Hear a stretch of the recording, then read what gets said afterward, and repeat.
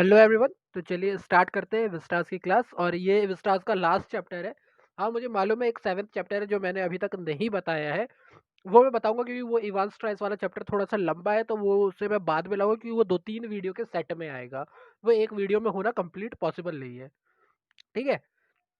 हमारा जो 8वां चैप्टर है वो है मेमोरीज ऑफ चाइल्डहुड। इसके दो राइटर है, जिटकिला सा और बामा।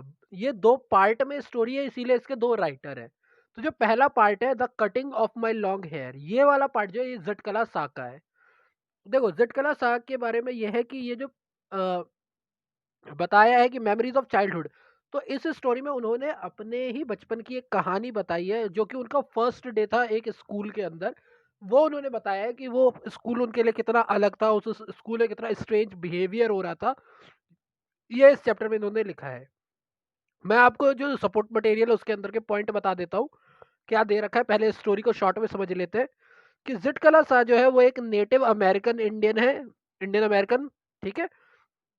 और उन्होंने अपना क्या किया है, पेन डाउन किया है एक्सपीरियंस। उन्होंने लिखा है कि वो जो कार्लीज इंडियन स्कूल के अंदर उनका पहला दिन था वो किस टाइप का था, और वो स्कूल का जो उनके लिए याद है वो कितनी ज्यादा भयानक है, वो बिटर कोल्ड है उनके लिए। वो एक नई जगह पर गई जहाँ के ना तो उन्हें नियम पता थे, ना उनके कानून पता थे, ना उनके कस्टम पता थे, और इसीलिए वो उन्हें बहुत अजीब से लगे। बेल के साथ उठना, बेल के साथ बैठना, बेल के साथ खाना, जिस चीज के बारे में बताया गया है इसके अंदर। उसके बाद उन्हें एक क्लोथ दिए गए जिस क्लोथ के बारे में बहुत अच्छे से बुक के अंदर पूरा एक्सप्लेन किया गया है। वो क्लोथ जो होते थे वो उनके हिसाब से अनडिग्निफाइड थे, यानी कि वो जो क्लोथ थे वो कहीं ना कहीं उनके स्वाभिमान को धक्का पहुंचाने वाले कपड़े थे। वो कपड़े उनके लिए अच्छे नहीं थे, बाकी बच्चे वो पहन रहे थे पर उन्हें वो अच्छा नहीं लगता था। तो जब वो इस वजह से बहुत ही अनकंफर्टेबल थी। फिर एक और ऐसी सिचुएशन आती है जहां पर वो बेल बजती है और वो खाने के लिए लंच में पहुंचती है। तो वहां पर क्या था, बेल के साथ था कि पहली बेल होगी तो सब बैठ जाएंगे, दूसरी बेल होगी तो सब खाएंगे, तीसरी बेल पे सब उठ जाएंगे। अब उन्हें ये टेबल मैनर पता ही नहीं थे ब्रेकफास्ट के, तो वो बड़ी अनकंफर्टेबल हुई।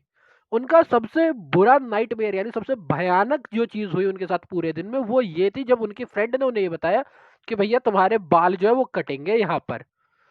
वो इस डर के कारण वो बिस्तर के नीचे छिप जाती हैं। वो चीखती चिल्लाती हैं पर उन्हें खींच के बाहर निकाला जाता है, चेयर से बांधा जाता है और उनके लंबे बालों को काट दिया जाता है और फोर्स किया जाता है कि इस फोर्स की वजह से ये जो उनके बाल काटे गए उन्हें ऐसा लगता है कि उनके उनका आत्मविश्वास खोसा गया है। ठीक है। तो ये तो थी स्टोरी इन शॉर्ट। अब पॉइंट क्या क्या याद रखने हैं वो कर लेते हैं, point two remember. First day of the narrator in a new school in all land of apples. Land of apples New York की बात हो रही है यहाँ पर। मतलब कि लैंड ऑफ एप्पल्स यानी जगह के बारे में बताया गया, सॉरी न्यूयॉर्क नहीं है, जगह के बारे में बताया गया है। A large bell to call the children for the breakfast, यानी ब्रेकफास्ट के लिए मैंने, ब्रेकफास्ट है पर ब्रेकफास्ट के लिए बोलते हैं हम, ब्रेकफास्ट है ना, तो ब्रेकफास्ट के लिए एक बड़ी घंटी सुनाई देती है। ठीक है।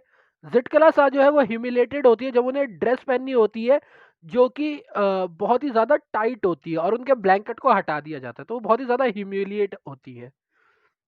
एक स्मॉल बेल आती है जिसमें पता चलता है कि भैया आपको चेयर निकाल कर चेयर को टेबल के अंदर से निकालना है ब्रेकफास्ट के टाइम पे। एक दूसरी बेल बजती है जिसमें पता चलता है कि भैया अब आपको बैठना है।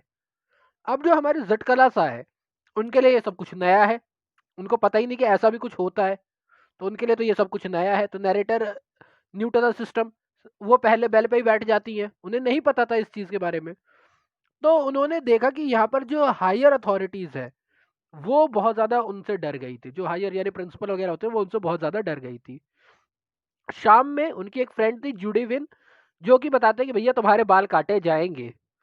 अब नरेटर सोचते हैं कि नहीं, मैं सीधा तो नहीं जाऊंगी, मैं सीधा बाल नहीं कटवाऊंगी, मैं अब स्ट्रगल करना पड़े तो करूंगी। वो क्रेप्ट अप स्टेयर्स यानी कि वो फटाफट ऊपर जाती है, hid herself under the bed in a large room, यानी एक बड़े कमरे में बिस्तर के नीचे अपने आप को छुपा लेती है।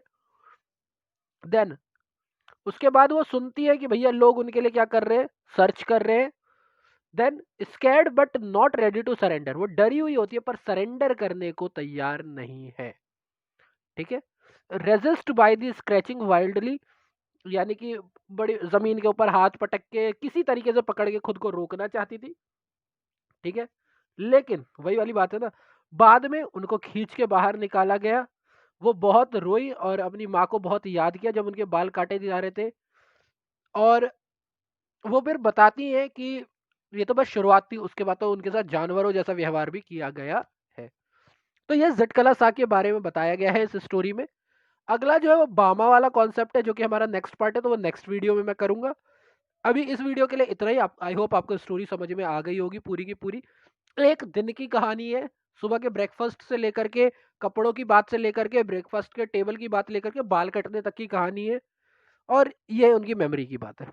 चलिए, थैंक यू फॉर नाउ।